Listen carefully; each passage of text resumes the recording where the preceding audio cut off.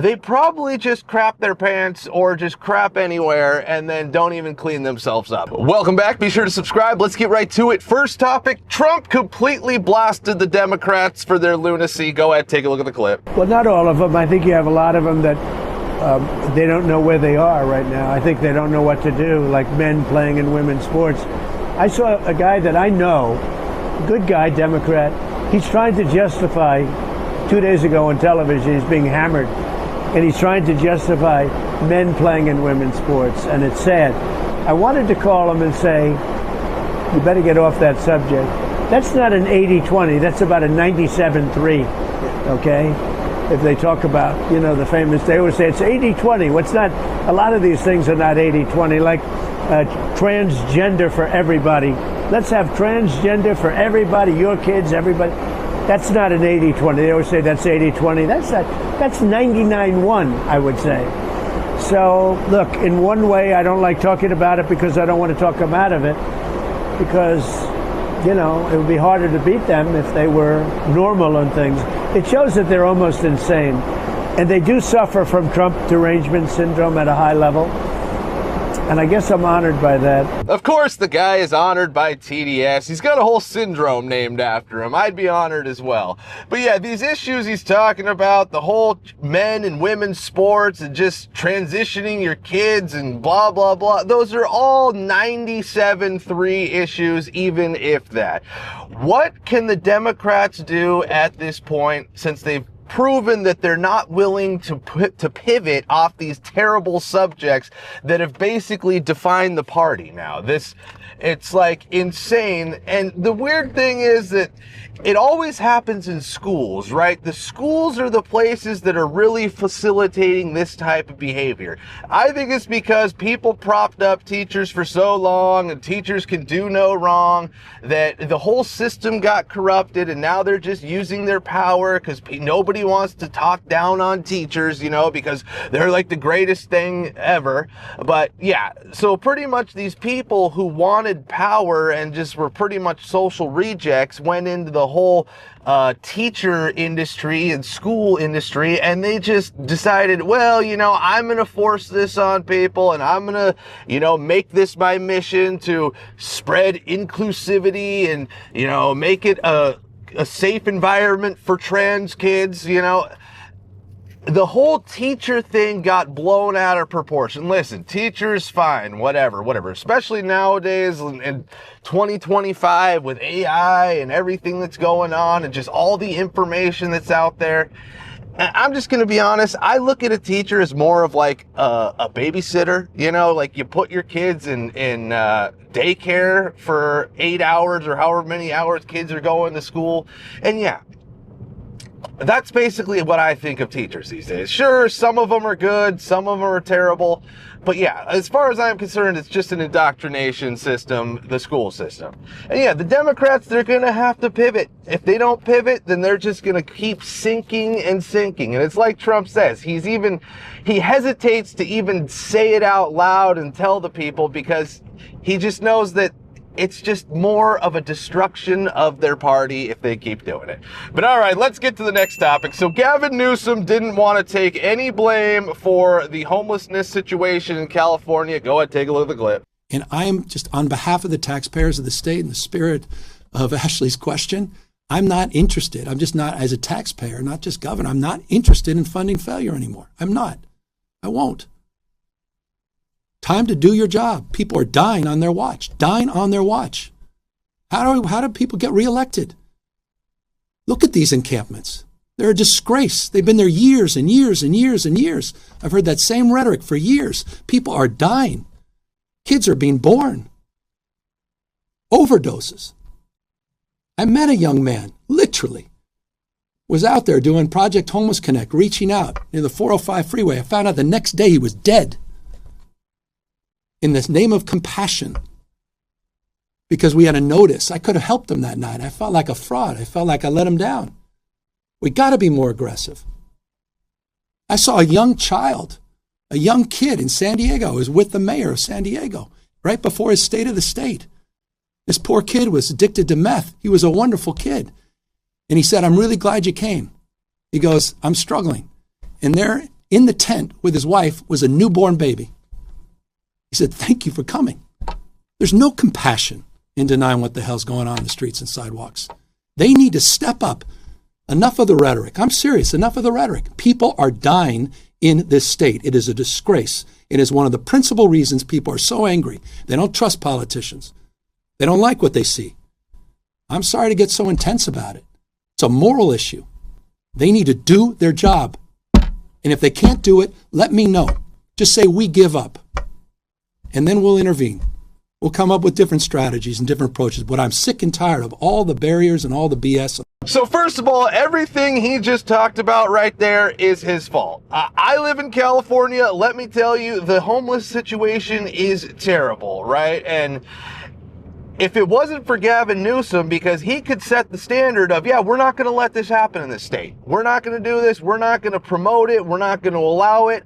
And then the blue city mayors would be like, okay, well, maybe we're going to go with his lead and not do it, right? So it starts at the top, folks. And let me just tell you a public service announcement that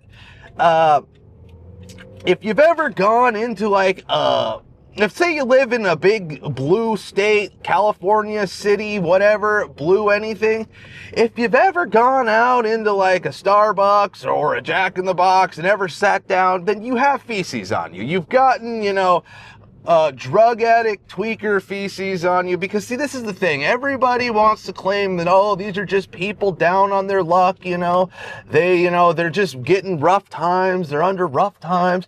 But no, these are people who don't give a damn about anything. They chose tweak and meth and heroin over being a productive member of society. And like, you go on those apps like Nextdoor or whatever, and whenever you see a story about like, oh yeah, a homeless person just broke into my car or whatever, all the comments from the libs are just like, oh, these poor people, what could we do? What could we do?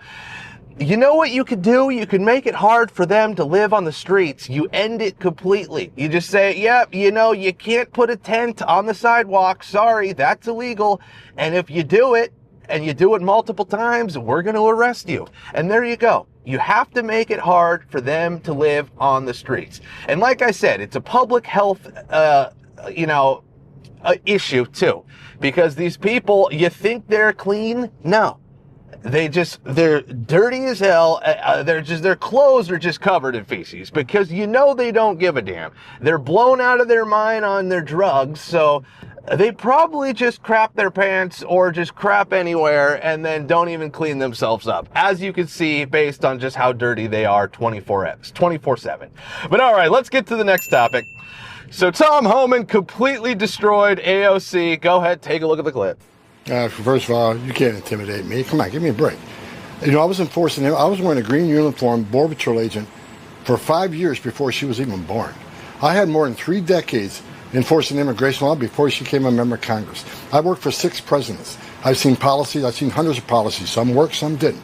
But you can't deny the success of the Trump administration when it comes to border security. Again, the most secure border in the history of this nation. And I said from day one, and she knows this, you can not support ICE. Shame on you. You can support sanctuary cities. Shame on you. But you can't cross the line. You can't knowingly impede ICE law enforcement officers. That is a felony. You can't harbor and conceal, knowingly harbor and conceal an illegal alien from ICE. That is a felony. And you certainly can't commit criminal trespass. And as far as New York, her district, this administration has done more to protect her district than she has. The number of criminal aliens we took off the streets of New York made her community much safer. She ought to be thanking the members of this administration, the men and women of ICE, who protect this country and make her community safer. So, it's politics over public safety. It's just ridiculous. She ought to love her community more than she hates Trump, because we're doing a lot to protect her community. I'm just loving this Tom Homan AOC battle. Every single time it comes down to Tom Homan having to talk about a comment that AOC made about him or just deportations in general, the guy basically completely destroys her and her whole fake narrative and essentially her whole career, right? The guy knows exactly what is going on when it comes to deportations. He knows all the laws. He knows everything in immigration. because he's cut his teeth in the Border Patrol for years. Like he said, he's been doing it since she was even born, right? Like, and she wants to go up against Tom Homan and claim, like, you know, oh, these legal asylees, you know. Listen, the guy has all the numbers, all right, folks? There's a reason that 9 out of 10 asylum seekers get denied. It's because they don't have a legitimate case to asylum. Unlike the South Africans who are coming in, they happen to be white, but yes, they do have a legitimate case to asylum because they are being politically persecuted and racially genocided in their country, and that is worthy of asylum. Now, you can't just go and, you know, you can't be a Mexican and say, man, I just want a better life, homie. Like, that's what I want. And go and just go to the border and say asylum. That's what these Democrats think you can do. Like, just going to the border and saying asylum all of a sudden makes you like a citizen, you know, and gives you full-on due process and blah, blah, blah. It's no. Those people will be denied and they will be sent home, but usually they don't even come back to their hearing. That's what happens, folks. That's what happens. And that's why they just want to get them out, because it's going to take years and years and millions, if not billions of taxpayer dollars to give these people the trial or whatever that the Democrats want to happen. So if it gets to the point where Trump just somehow makes it so basically it's, are you legal? No? All right, then you're gone. That's probably what's eventually going to happen, and I'm here for it. That's what I voted for, folks. That's what I voted for. But all right, let's get to the next topic. So RFK Jr. has basically blown the lid off the China vape scene. Go ahead, take a look at the clip. During the Biden administration, the FDA slow-walked the approvals for U.S. vaping companies. And the U.S. vaping companies, in my view, were acting very responsibly. They were putting chips in their vapes that would make sure that young people could not use them. They were giving good information about addiction, and they had very extensive labels. They really went out of their way not to make it attractive to children. They were slow walk, so they're off the market.